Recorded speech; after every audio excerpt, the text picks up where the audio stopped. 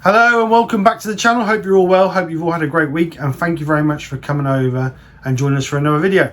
In this video I'm going to be doing a product review. A company called Vevor, spelt V-E-V-O-R, has asked me to do some product reviews for them, and I thought, why not? So after a bit of discussion, we came up with the first one I would do would be a 4-inch chuck. Comes with 3 sets of jaws from what I can see from the information in the picture. I haven't opened the box yet, so you're going to see it as soon as I see it, and hopefully if it's a good chuck, then it might help somebody, which is an added bonus. If you'd like to go pop over and check out their website, the link for that is in the description below, and there is also a product link for the product that I'm now going to be reviewing. So if you'd like to look at it, then pop over and check it out, but don't go until the video's finished, please. So anyway, let's move the camera. I'll open the box and we'll see what's actually inside the box. So here's the box. Like I say, still sealed, never been opened. So we're going to open it and we will see what's inside the box. It's quite a heavy chuck. It weighs about 6.5 pounds, so it's quite a heavy chuck. But at the end of the day, it's a competitive price. I believe it comes in about $125.99, I believe. And if you say really you're getting a chuck with 3 sets of jaws, then it's not really a bad buy. It also comes with M33 by 3.5, and also you get an 1 by 8 TPI insert for it as well.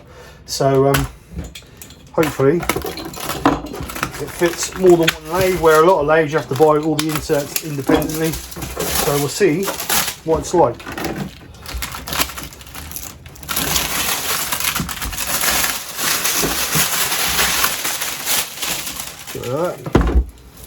So I think it goes that way.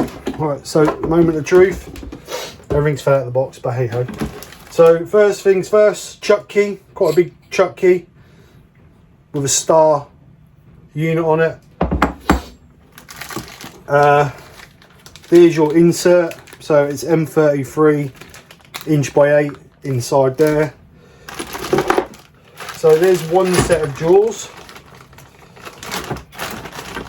Now from what I could see on the picture, the 2 big jaws, there's 2 big sets of jaws. One was a set of gripper jaws with the threads, the ridges on each side, inner and outer, to grab. So they're like gripper jaws. And then the other big jaws that come with it are, they've got a dovetail on the inside. So obviously for grabbing on the inside, slightly tapered for grabbing. So obviously you wouldn't be able to grab on the, oh, I don't know if you would. Yeah, I think, yeah, there's a dovetail in. As you can see, there's a dovetail inner and outer, so you can use that with a dovetail. Just drop one jaw on the floor, which we'll pick up in a sec. Oh, here it is. So as you can see, these are all black. They're not chrome like most jaws. Got a woodworm screw. Got an Allen key, which I would imagine is for changing the jaws. And this is the chuck. The thing that I did notice with this chuck, it's got indexing on the chuck. Covered in grease as always. So there's the chuck. Like I said, it's quite a heavy chuck. Weighs 6.8 pounds. But depends on how well it is, doesn't it?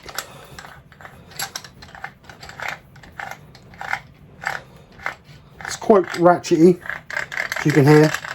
But it's new, so it might get a bit better. And we'll nip it up and we'll see how round it is. Looks fairly round to me. All the jaws line up. These are like the Record Power. They're all numbered jaws. So obviously you need to get them in the right location. And it's M33 threaded from the back. And obviously the insert takes it to 1 by 8. I think I've already mentioned that, but and obviously there's your indexing system on the back there, which is a nice little feature.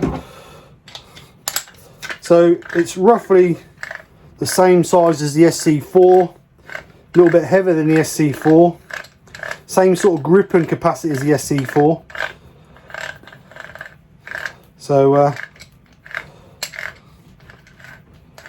for the money, it's a fairly decent chuck, but we ain't going to know until we try it, are we? So I think we need to get it on the lathe and just turn something and try it. Yeah, let's get onto the lathe with it. I thought I'd just put these side by side so you can see the different sizes. This is the Record Power SC4 chuck, and this is the Vevor chuck, the one that we're reviewing. As you can see, there's quite a bit of difference in the size. The Record Power chuck is, or the SC4 is my go-to chuck. A few things different. Obviously this is an Allen key. Now on this chuck, on the website that when I looked at it, when they sent it to me, or before they sent it to me, it actually shows a very similar keying system to that, but when it's turned up it's a different keying system, and it comes with this massive chuck key. And chuck key's a good chuck key, don't get me wrong, I'm not criticising the chuck key, but I would have preferred a key like that. Then obviously all the dust and dirt can't get into the workings of the chuck, so this is a much better system in my eyes. So there's a slight difference. The back is very similar. You still got your locking ring on it with your grub screw to lock in. I don't use the grub screw because obviously I haven't got reverse, so I don't need it. So that is very similar. Again, there's a grub screw in there. It's got an indexing system on this as well. The Record Power's got an indexing system on the back of it. So, you know, very similar there. The biggest difference is the height difference. So is it a be all and end all? No, I don't think so really. So I've just had a look on their website, and I'll just read a couple of things out from what's listed on the website, saying it's a durable steel metal finish, highly polished, which obviously you can see it is. Comes with a universal adapter, which we spoke about before. Comes with an 1x8 adapter that can just be screwed in there, so you've got two different threads if you need it. 4-jaw clamping range. Now the clamping range is from 45 millimeters to 100 millimeters. Well, to me 100 millimeters would mean that you're not making full contact on your jaws. So what we're going to do is we're going to test that when we get it on the lathe. We're going to see exactly the minimum, what the minimum and maximum is, so we can have a look at that. And also the weight. It was actually, I thought it was 6.8 pounds. It's not. It's 6.8 kilos, which is 15 point something pounds. So it's quite a heavy chuck. But I suppose if it's on the lathe, doesn't really matter. I don't know. Anyway, right. So we're going to get this on the lathe now, and we will give it a test. We'll see what the tenon is and the mortar, the tenon and the mortar sizes are to a safe clamping, because we obviously want it to clamp as much as we can on there. We don't want it pinning on just the centre or just on the tips. That's not a secure hold. So let's get in the lathe, let's get a bit of timber in it, and we will just see what the tenons are and see how it performs. Make sure it grabs and it doesn't vibrate loose. So we're then going to try this on our chuck or on our lathe. So what I'm going to do is turn a spigot, and we're going to try the minimum and the maximum, so we know that we've got a decent grab. So our minimum is 45. The website has told us that, so we'll have a look and see what our maximum is, to where I would like to be comfortable, where we've still got a circle, which is about there. So I wouldn't like to go any wider than that, because the wider you go, you're only grabbing on these points here and not the whole inner edge. So that is 48 millimeters. So let's get a bit of paper and write this down. So we've got 45, to, I reckon, maximum 50 to 50 millimeters tenon,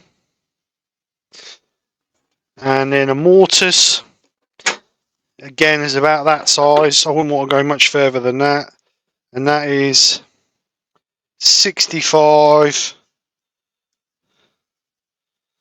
and then our minimum would be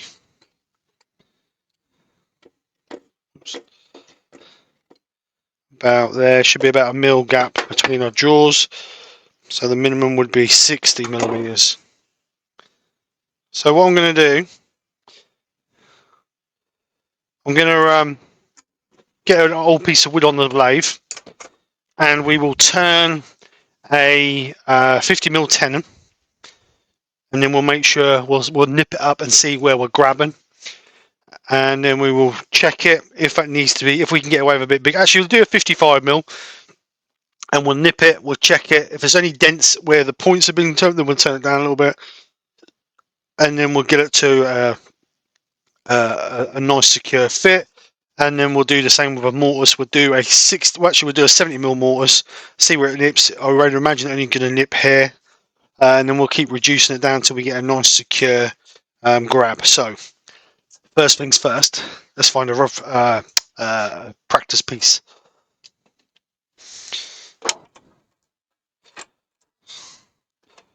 Just nip this up.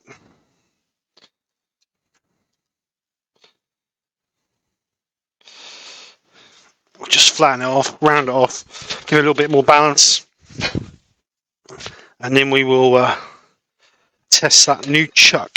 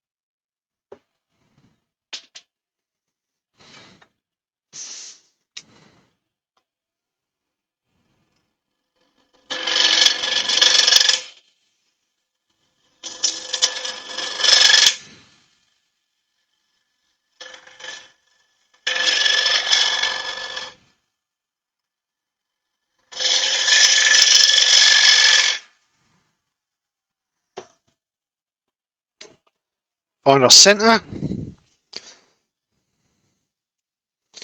Put you on that lathe there, that camera there. So we're just going to find our centre. And then we're going to mark. So the biggest size we was going to do on a tenon was 55mm. That's about there.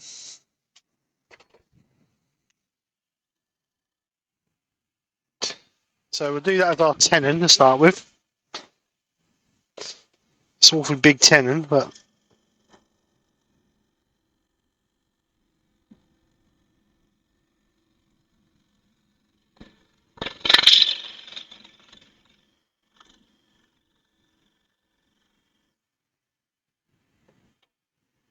like I say, we don't know until we try it, do we?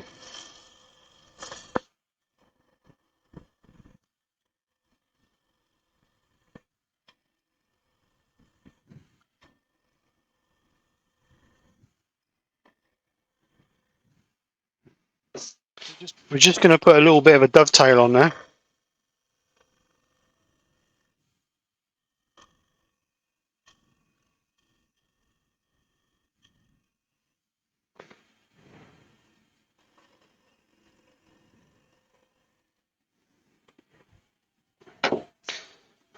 What we'll do now is we'll try our chuck on there.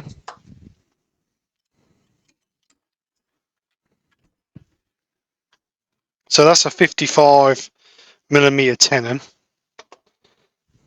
which to me is way too big. But I want to see where it grabs and where it marks on the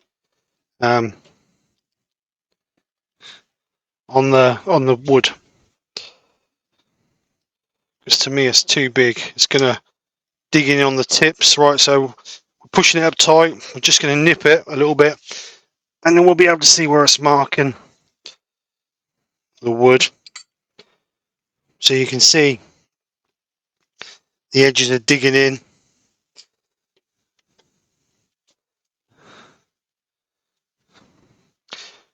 So you can see, I don't know if you can see that on there.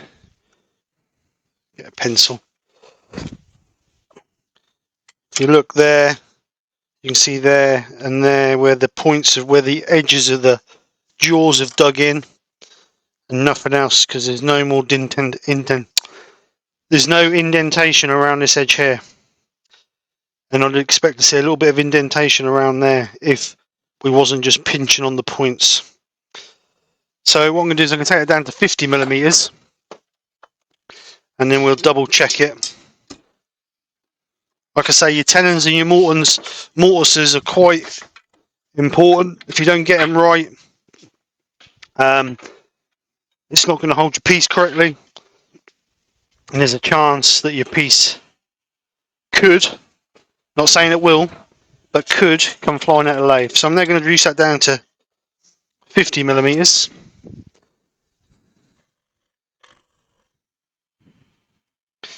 And we'll try it again. I think that's more a decent sized tenon, if I'm honest.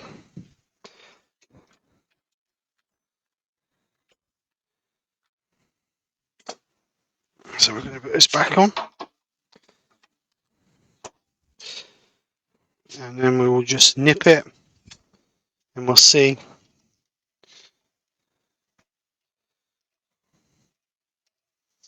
Now straight away, to me, I don't know if you'll see that, if I move the camera over, zoom. Straight away, to me, you can see here the gap between the jaws. That's more of an acceptable gap. The closer that gap you can have without them button up, the better tenon you've got. So to me, straight away, that looks like a better connection. So we're just going to nip that, and we're going to hopefully see some marks. Yep, there we go. So I'll move back to this camera. So what you can see, don't know if you can see it in this light, you've got your clamper mark there and there, and then what you've got between your clamper marks is you've got a slight line where it's pushing into the wood along the edge there. So we know that we're getting nearly full contact along this edge. So from there to, if I can find it, there to there, that is being full contact all the way along that line. So in my eyes, this chuck is a tenon from 45 to 50mm. That's me personally, but you have whatever, you know, whoever buys a chuck can use whatever they want. But to me, between 45 and 50mm is perfect. So what I'm going to do now is I'm going to put that bit of wood back in. We're going to turn it off, and we're going to do a mortise. And we're going to do a mortise from 65. No, we're not. We're going to do the mortise from 70 to start with. No, we've got to do the smaller size first, don't we? Because if not, we can't make it smaller. So we'll do 60mm, which is what I think the ideal size should be. So we'll do a 60mm mortise. We'll try that and see how that works, and then we'll gradually increase it until we don't get a very good contact, which I would think would be just over 65mm. Right, so that's 60mm. Just double check it, make sure it's 60mm. Yep, spot on 60mm. So we're going to remove this again, and we're going to put this one back in.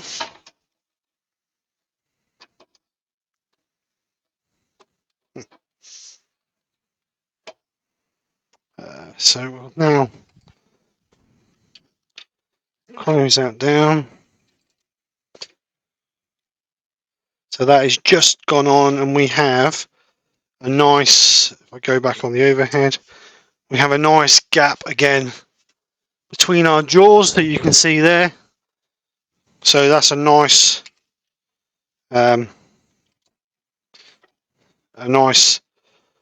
fit. So that's the sort of, you could get away with a little bit less, so perhaps a 58mm. But I think if you went a little bit too tight, that might be a little bit smaller. It might be a little bit too tight, but that's an ideal gap. What's that? 2.5, 3mm. So 60mm is the starting point.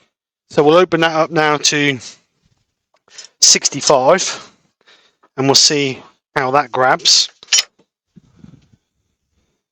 And I think that would sort of be your tolerance between 60 and 65mm. So we're just going to take a little bit off of that. So 65 is around about there. It's about 2.5mm off each side.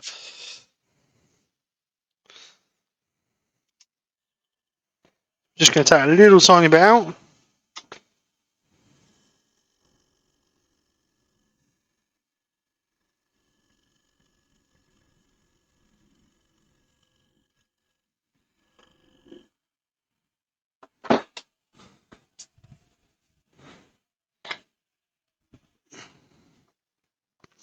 Just check that, make sure we got 64, just want a little tiny bit more out there.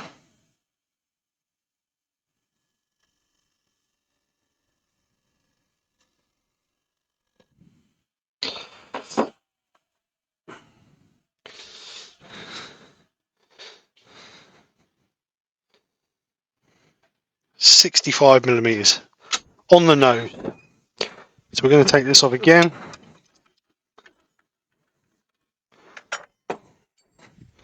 And then we'll see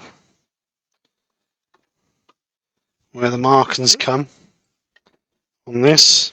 I mean, 5mm might not sound a lot, but it's quite a big difference on grabbing capacity.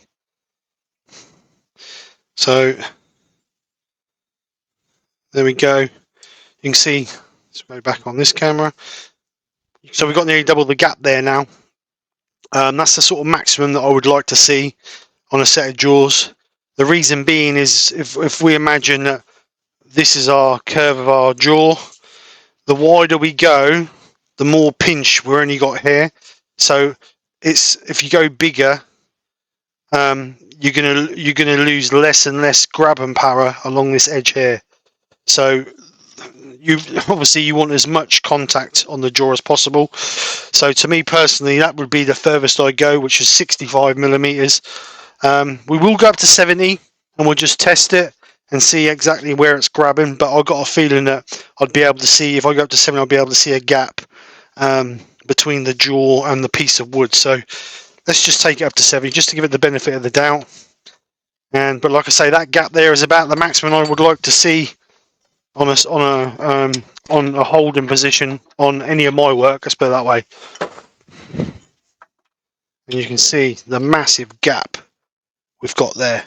Absolutely massive gap there. And if you look closely, you can just start to see, I'm only talking maybe a 0.5mm, but you can just see that the edge of the jaws are not grabbing the mortise. They're not grabbing the whole mortise, they're only grabbing the tips, and that's not what we want. We want the whole piece to be grabbing to give us as much stability and grip and power as we can get. So, saying that, so I'm going to go with my initial thought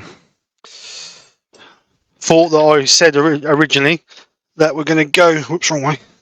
We're going to go with our tenon is going to be from 45 to 50mm, and our mortise will be from 60 to 65mm. Now that, to me personally, is the maximum I want to go with this chuck, which is a little bit different to what it says in on the website. It's a little bit misleading, because yes, okay, the jaws will open that far, and obviously with the gripper jaws you're going to get that bigger thingy, but with these jaws, no, you're not going to. With the gripper jaws, you're going to get much bigger than that. I will measure the gripping jaws and find out exactly what the grip and power of the gripper jaws are. But like I say, that is the size that I would want to go with the jaws that are on it. So, my conclusion of this chuck. I think personally for 126 quid, or should we say 125.99, there's a really good chuck. It's well made. It's finished really, really well. There's no rough edges on it. It's well polished. It's all screwed together so it can come apart to be repaired or maintained or stripped and cleaned, things like that. It's heavy. Yeah, okay, it's heavy. I'll give him that. But as a hobby turner, how many times do people actually take their chuck off? A lot of hobby turners will put their chuck on the lathe and just leave it there until whenever. I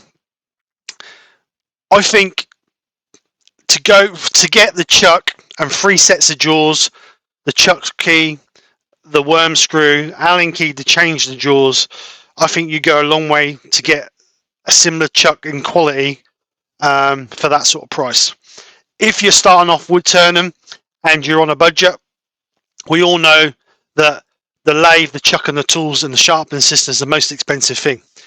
If you could save 30 or 40 pounds on, well, actually it's more than 30 or 40 quid, because if you bought a record power chuck, you're only going to get the 50mm jaws and the chuck. I'm not sure, I think the SC4 is about 170 pounds now. So then you've got to buy 2 sets of gripper jaws, which are going to be anywhere between, I'm not sure what they are, let's say 25 to 40 pound a pair. So you're actually saving, best part, maybe over £100 if you buy this compared to the record power. Now don't get me wrong, the record power to me is much more better than this chuck.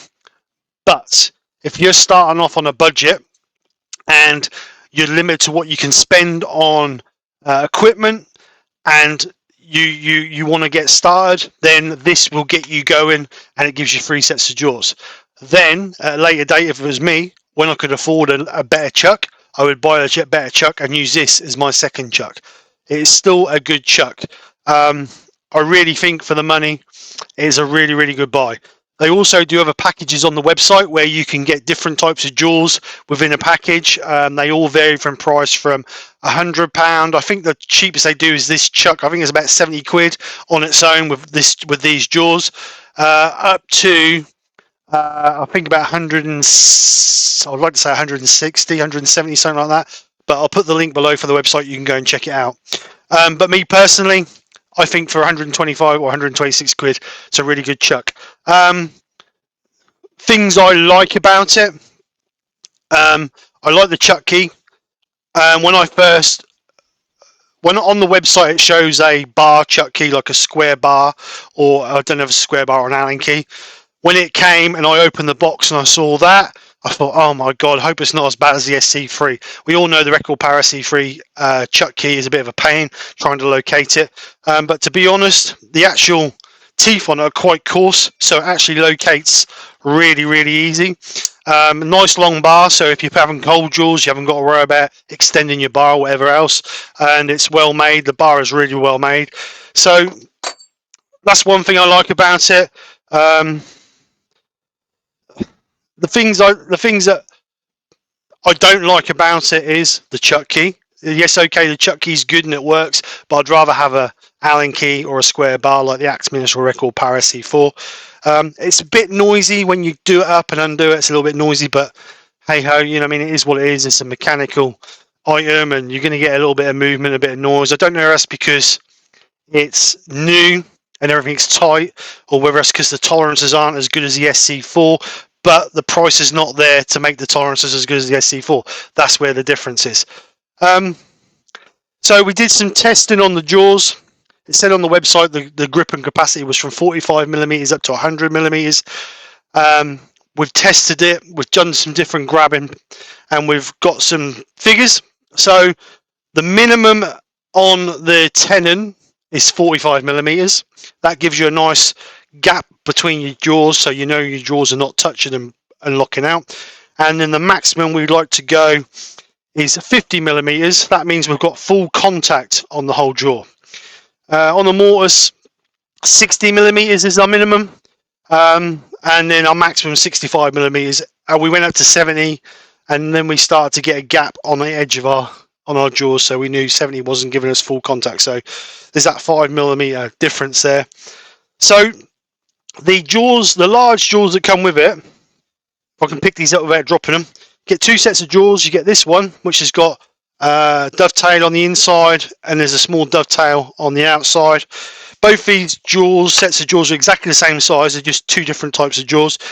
And these are gripper jaws, so they've got like rings. I don't know if you can see them. You can just see the rings around the inside and then the rings around the outside. Now, I checked both of these jaws. They're both exactly the same, inner and outer. So my maximum external, my minimum external would be about 110 millimeters. That would give you about a 2 millimeter gap in between your jaws, because the actual jaws fully close at 98 millimeters, and then the maximum would be about 115, 116 at a push. That would be, and that give you about a 5 mil gap in between your jaws. So that would be my minimum maximum external.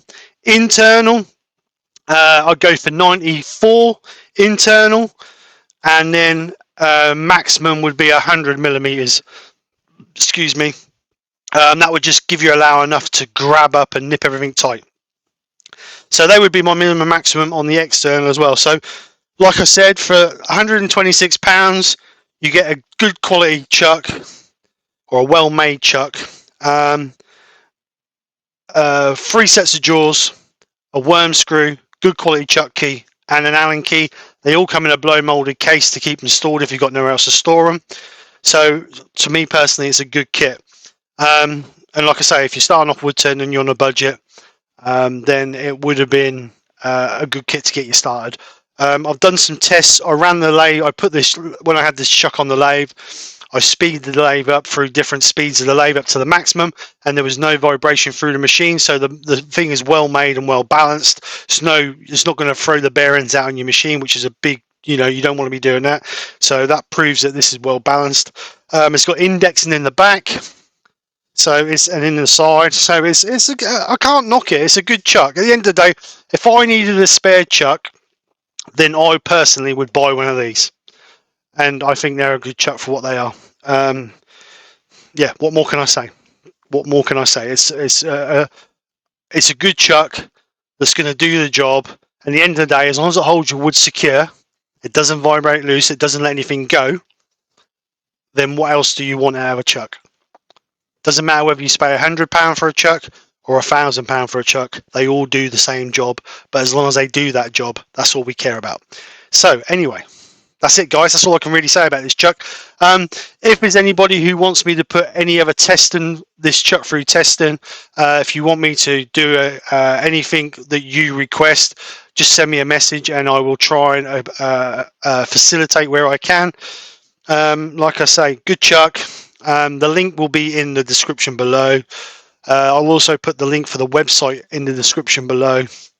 And if you would like one of these chucks, then please use my affiliation link and I get a little bit back. You don't pay no more, you pay exactly the same, but I get a little bit, and that helps the channel. So that would be perfect. Thank you very much. So anyway, guys, thank you very much for coming and watching. Hope you've enjoyed. Hope it's not been too long and too boring. I haven't done many reviews, not on machinery anyway, not on tools. I've done a few other stuff, but never one on tools. So I'm looking forward to seeing how you guys respond to this, and hopefully if the company who sent me the chuck likes it, you never know, there might be some other stuff. So anyway, thanks for coming over. Hope you have a great weekend. Take care, speak to you soon, and bye for now.